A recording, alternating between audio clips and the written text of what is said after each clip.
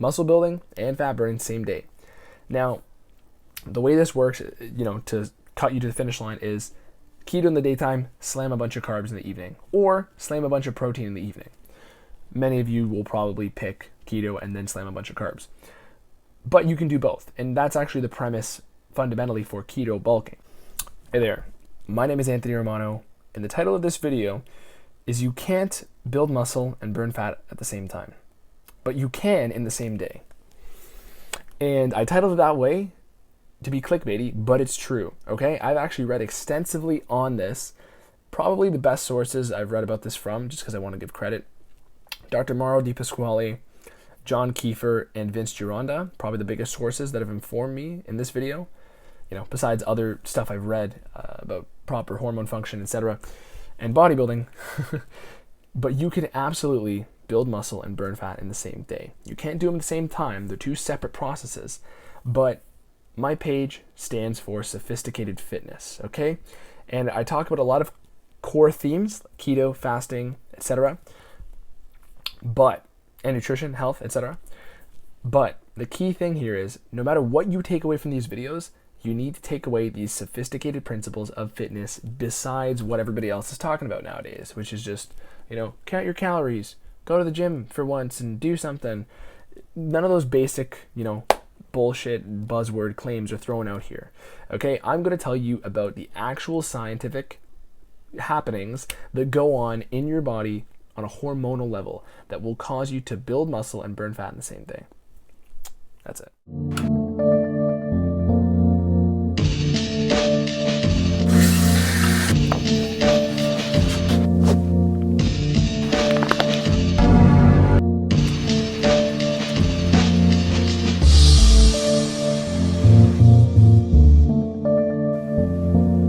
So, when we're talking about building muscle, burning fat in the same day, okay? This is a complicated process and it takes, some time to understand. But essentially, all you have to do, the simplest way to do this is get your body in a fat burning state in the morning and a muscle building state in the nighttime, okay? I'll explain to you how to do this. But what happens is, think about the natural circadian rhythm of your body. Circadian rhythm is a huge thing. If you're into biohacking, all those other things that are gaining a lot of, prevalence nowadays, maybe you know about circadian rhythm and its relation to overall health. But there are certain processes in the body that are more naturally accustomed to occur at certain times. So example, building phases, anabolic phases are much more conducive to nighttime when you're resting, okay? They're conducive to resting in general, and we naturally rest at nighttime, okay? Our body will make us tired and secrete melatonin when we detect darkness, etc. Things like that you can't, logically debate. Now, catabolic processes, right? Anabolic, catabolic, up, down, right? Catabolic processes are naturally more likely to occur and better fitted to occur in the daytime when you have to utilize resources. And this is almost a universal law if you think about it too, okay? Catabolic simply means to break down something in order to put it to use. And that's essentially what acting in any fashion, in any way, in the daytime does. You're waking up, you have to immediately start mobilizing your resources, okay? You don't have to mobilize your resources in that sort of way when you're sleeping. And now, keep in mind, this is by no means exhaustive. Of course, there are a mix of anabolic and catabolic processes that go on while you're asleep and while you're awake. But what I'm getting to here, and especially as you eat, you're going to be releasing more anabolic hormone, etc. I'm talking in general here, okay? In general, in the daytime, you got more catabolic processes going on. In the nighttime, you got more anabolic processes going on, okay? It's not simply one or the other, but it's a dominance of one or the other at these certain times. Now, stop right there. I'm going to get into what you're probably going to ask next, which is, how do I get my body into one of these phases at those appropriate times? Well, many of us are good at getting into the anabolic phase, okay? Anabolic means building. It doesn't necessarily mean building muscle. That's what everybody associates with anabolic. Anabolic means building in general. And the primary anabolic hormone in your body is insulin. Insulin is essentially what's always going to be released when we're talking about building. It doesn't even know what it wants to build. It's simply, involved in the process no matter what it's building, okay?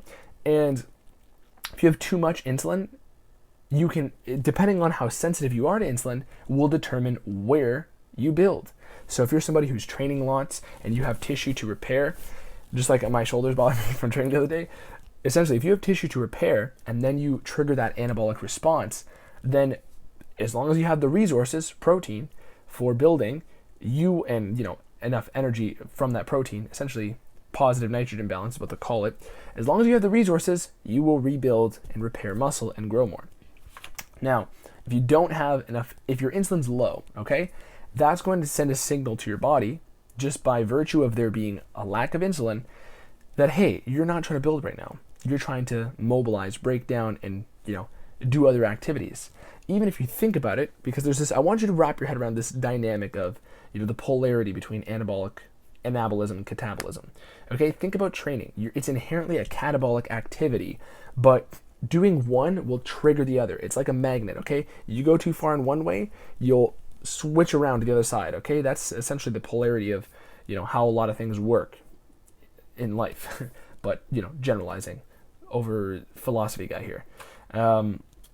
But essentially, when you have, a catabolic process, it inherently is going to tip the scales after you're done the catabolic process to be anabolic. It's going to trigger an anabolic result as long as you have the resources to do this. And, eat enough protein and you aren't starving yourself, you'll have those resources. Now, when you've went too far in the anabolic direction, what will happen is, after that's said and done, after that peak and fall, you will again have to have more of that catabolic process going on, right? This is in general again, but after one, it's essentially a cycle. It's a sine wave of up and down of anabolic-catabolic, rise and fall. I have other videos on this as well, especially from a theoretical standpoint. But when I'm talking about, you understand what the day is going to look like now. Now you need to understand how to get into that state, okay? How you get in that state is I don't believe it's possible to get into that state without using the ketogenic diet, okay? Now, you can certainly get plenty of anabolic results and plenty of good catabolic results without keto, but you have to understand what keto is. Keto is the lack of sugar. Sugar and carbohydrates will jack up your insulin. So, step one, just humor me here if you're not one of the people who likes keto. In the beginning, you have to get adapted to keto. This is going to allow your body to function at very high levels using fat, okay? And if you've seen my carb backloading video, there are a load of similar mechanisms here. Because essentially carb backloading is one of the models that can allow you to have muscle building and fat burning same day. Now, the way this works, to cut you to the finish line is keto in the daytime, slam a bunch of carbs in the evening, or slam a bunch of protein in the evening. Many of you will probably pick keto and then slam a bunch of carbs. But you can do both, and that's actually the premise fundamentally for keto bulking. Essentially, if you are, in any way in this keto state, you're going to be in a very effective catabolic state. So essentially, all the stuff you're breaking down is mostly fat tissue, okay? And your brain loves fat and your body loves using fat as fuel. Don't believe me? Count how many times I've said in this video, okay? But I love that line too, by the way. Now, when we're talking about using fat as fuel, it's technically a catabolic process, okay? Using anything stored in the body is catabolic. But when we're looking at building muscle in the evening time, you are going to need high amounts of insulin. In the daytime, you need low amounts of insulin. And when I was talking about cortisol and catabolism, okay, cortisol is the primary catabolic hormone. Cortisol is the stress hormone. Cortisol allows you to mobilize fuels for usage. Okay? Rise in cortisol, which will inevitably occur because you're waking up. It's this, stimulatory environment. It's this environment where you have to mobilize your fuel. You've just woken up. When you're in this environment with low insulin, your body will actually not break down protein stores. It will protect protein stores and dive solely into fat. Now, even if you haven't done keto and you start tomorrow and you fast, this is another reason why people who don't even necessarily do keto love intermittent fasting, because it's the closest thing you can get to this effect without having to, do a couple weeks of keto first, which I personally believe is the better way to go. But you can still get similar results by using intermittent fasting in the day and then, slamming a bunch of food to get that insulin spike in the nighttime. Now, the model that's been proposed for this, because I want to give credit where credit's due, John Kiefer, the author of carb backloading. Now, I love carb backloading. It's a method I use all the time, and I use for clients all the time. But the method of carb backloading essentially looks like this. You have a ketogenic diet you get used to that. And then in the daytime, you have low insulin. And whenever your cortisol's up naturally, especially from training, right, these sort of stimulatory activities, you'll still be able to maintain blood sugar because you're in a keto state. And from there, you've effectively forced your body to only get its needs from fat. Okay, maybe a little bit of stored glycogen from the food you ate the other day if you've ate carbs. But then in the nighttime, you're going to slam that anabolic response by eating shitloads of carbs, right? And there are ways to do this by, even incorporating junk food. And I have this video, Carb Backloading, to explain this whole process with a little bit more detail. But you can still do this with even keto food if you're one of the people who's interested in that, because you can still get an insulin rise from protein. Now keep in mind, I'm trying to keep this video direct to the point, and I'm glossing over a lot of shit, even though it seems like, I'm jumping around all over the place. If you want the full scientific breakdown, Carb Backloading video. But when it comes to building muscle, burning fat same day, low insulin state in the morning, high insulin state in the nighttime. How do you achieve this? Well, not necessarily right before bed. You want it a couple hours before bed, because high insulin right before bed can mess with your sleep and a lot of other functioning at nighttime recovery. You want that insulin spike evening time, midday, 5 or 6 p.m., go to sleep a few hours later. Okay, that's where you want that insulin spike. And now, what you should understand is that this is essentially a mini bulk and mini cut in the same day.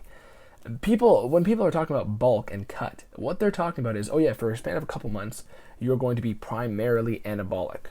Your body still has catabolic processes going on. It's just that on the net result, you are having more anabolic process going on. And same thing with cutting, right? Flip the script for cutting. The last thing I'll close this video out with, because I'm trying to keep it brief and I want you to look at that carb backloading video if you're looking at the practical implementation of this method, is this. People tend to look at the whole bulk and cutting model strictly by calories. Now, don't get me wrong. Calories are the quantitative, analysis of these sort of fitness techniques. But hormones are the qualitative. You have the quantitative and the qualitative. And you can't have one without the other. You can't have one side to a coin. You have two sides. This is why I'm also explaining this dynamic and the polarity between anabolism and catabolism, okay? They simply cannot exist independent of each other. They have to coexist, yin-yang type of thing, okay? And this is irrefutable even via logic. So when we're talking about, quantitative, right? The quantitative, assessment of your fitness goals is, I'm just going to eat more calories, energy surplus, the law of thermodynamics, okay? These are true, and too many calories can veto, certain hormonal processes, certain qualitative results you are trying to achieve. But, so example, if you have, a low insulin state in the morning, the best way to achieve that is by making a qualitative choice, right? Cutting out carbs, rather than simply trying to hit a calorie goal. Because if you can still achieve, here's the thing, they can veto one another. You can still not eat anything at all, and you'll be getting close to a keto state. That's what intermittent fasting essentially does. So if somebody wants to have a little bit of carbohydrate in the morning, a bagel, right? But that's their only breakfast. You're not going to get in sufficiently low enough insulin state to maximize the fat burning effect here.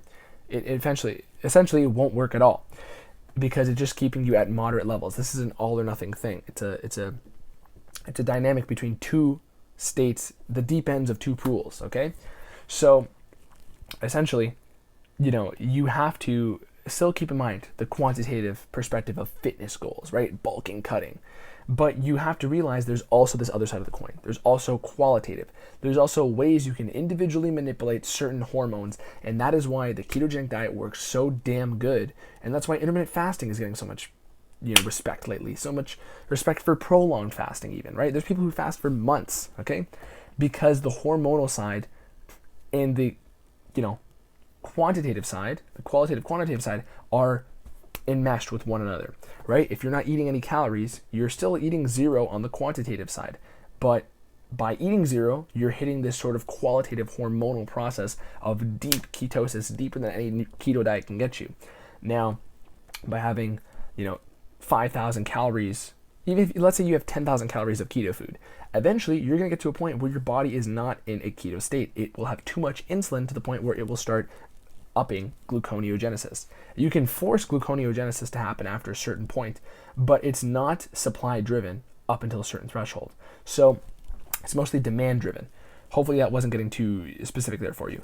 But essentially, if you know keto stuff, that makes sense to you.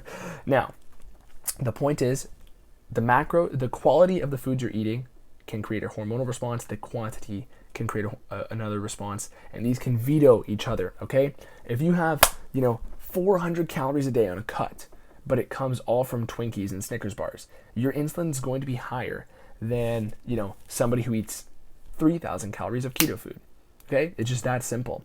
So there are these ways that by macro manipulations can completely flip the script. It's not simply, calories in, calories out, law of thermodynamics. Of course, there's a mix of all these things, but you can't neglect the other side of the coin, okay? So if you've had a hard time, believing what I've been saying about, certain hormonal processes, you cannot refute that, okay? Leave me your questions if this, needs some more fleshing out for you. I'm trying to keep this to the point. Probably throwing that out of the window at the last bit here.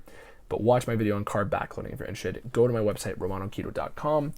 I also do consulting, especially for carb backloading, and I make plans for carb backloading. And I have, products and digital products and descriptions and books I'm writing on all these things, and a free carb backloading guide coming out soon, because I'm being generous and giving out the carb backloading guide for free. But that's it for this one, okay? Go to my links in my description for other products I recommend, etc., especially as far as it comes to health and keto dieting, etc. But that is it. Also, like, subscribe, follow my Instagram. That's it. Peace.